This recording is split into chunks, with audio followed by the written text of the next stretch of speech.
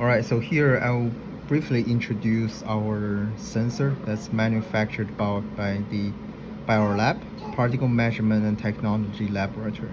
So this is a sensor that measures the concentration of PM1, 2.5, and PM10. It is composed of a few very easy parts. Okay, so you see, basically the main part is this particle sensor. This is coming from the PMS company. This is the model PMS 7003, which is the newest model from their company.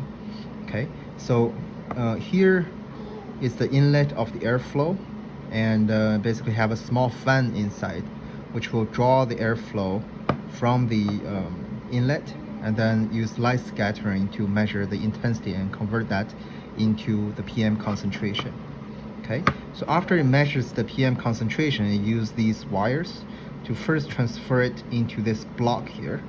And you see the block is actually embedded onto the printed circuit board.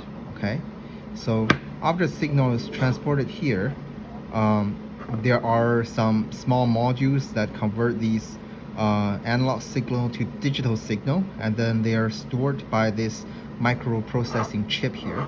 And this chip also have the Wi-Fi functionality, which can basically broadcast the data out to a Wi-Fi network. Okay, and here we also have a small sensor that measures the relative humidity and temperature. Right, so basically if we want to start from a scratch, right, start from the very basics, we have a few of these printed circuit boards already manufactured, and this is actually designed by Dane. The whole system is designed by Dane. We just need to put our own modules onto the sensor there. All right, so this is the PMS 7003, and you can actually see the model number from here. This is PMS 7003, and actually it also needs a small printed circuit board, but this is actually coming from the PMS company. We don't need to make this one, but what this does is it converts this 9-pin connector, or 10-pin connector, into a I think this is 8-pin connector.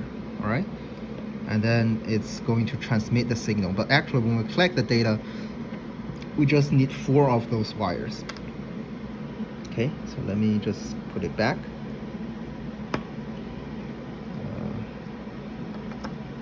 All right, yeah. So so after we got more of those microprocessors, we can just solder them onto the PCB printed circuit board, right? We just need to solder the pins that has these wires, existing wires on that. If you flip it over, you can see we just need to solder the pins that's already connected with these wires. But one thing we also need to pay attention is that we need to use a knife to cut this wire, because when we first manufactured the sensor, we were trying to realize some functionality, but later on we realized that we don't need to do that. So we just need to use a knife to cut this wire here. Okay. All right. So basically, right now we are in low stock regarding for these microprocessors. So I'll order more, and then I'll basically show how we're going to solder the microprocessor onto the printed circuit board. Okay. And we already have a few of these blocks, right? So we just need to convert the basically we just need to pinch all of these wires, the selected wires from the PMS 7003, and then solder them onto the printed circuit board. I'll also show how we're going to solder that. Right now we don't have any of these RH&T sensors. They're gonna arrive on Wednesday. So once we got that, I'll also put it on the board. All right. So to power this entire sensor, so basically once that's done, the sensor is completed. We just need to add some mechanical parts. For example, we already have these pillars ready. We just need to use one of these acrylic glass. We can just peel off the paper on top of it, right? Drill a few holes on the side, right? And then just support it. So basically we can further fix the sensor, use some double side tapes, right, to fix it onto the acrylic glass. So basically this is how we manufacture the sensor. And when we try to make it work, we have to power it. So actually we can just power it by any power bank. We just need to use 5 volt. This can be a wall charger or a power bank. So this is a micro USB connector. You just need to charge this part so it can run automatically. But before that, we have to upload a program into the microprocessor so it knows when to extract the data, right? And how to extract the temperature, relative humidity, and PM concentrations. So regarding the running of this software, you can find another video in the Google Teams folder, and that's basically the video conversation between Dane and me, and you will find out basically how we're going to run this sensor here. Okay, you just need to download the software from the Arduino, right?